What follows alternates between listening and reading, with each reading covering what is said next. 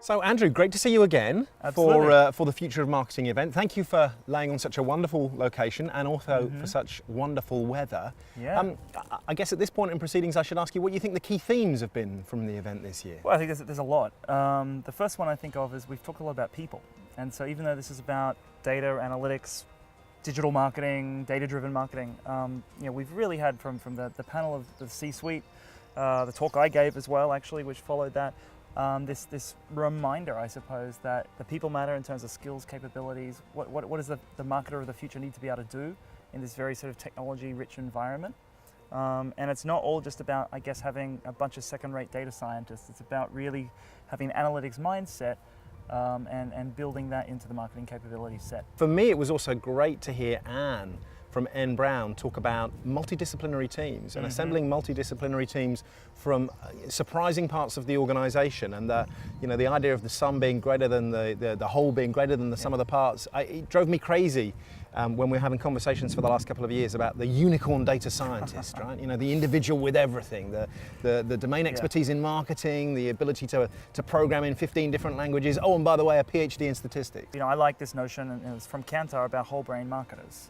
Right, you need a left brain, which is sort of the analytics, data-driven science approach, and then you need the right brain, which is the art.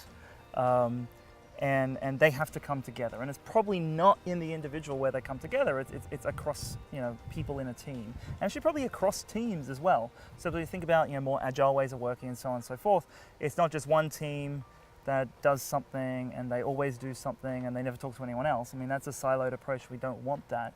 We want cross-functional teams, cross-cutting relationships, and it's actually about making sure that you're actually focused on what the end goal is, which is usually going to have something to do with the customer. And the other thing that's come out a couple of times today is, especially when we're talking about AI and machine learning, in this space anyway, we're normally talking about supervised machine learning, and those models, they're always built on a set of training data that may or may not be of high quality, may or may not be relevant to the problem at hand, and that are built on a certain set of assumptions and constraints that may or may not be relevant. And this idea of be very careful about treating this model as a black box that you don't need to understand is something that's come out a couple of times. Yeah, and be worried about, it's garbage in, garbage out. It's good old classic principles of data.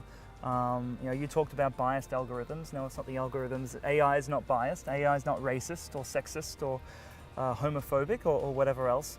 But it's the data that gets fed into these training data sets. If we take a step back again, what can marketers and business people learn about this is ask the right questions. So if you're the recipient of a prediction model or something that's going to go into production that's trained on some data, ask tons of questions about the data. And go back to looking at descriptive statistics, and it was almost back to basics.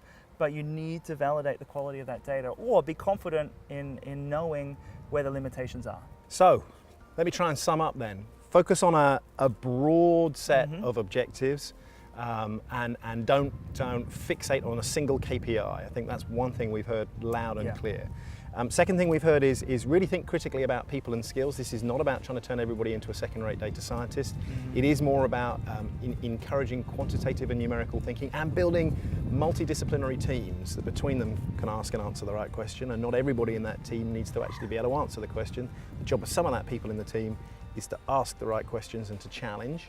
Get that data foundation right and make sure that the data is of high quality and relevance. And then don't over fetishize on the new and the complex and the cool. Where that gives you a substantially better result, go with it. And where it doesn't, think about good enough. Exactly. Sums it up perfectly.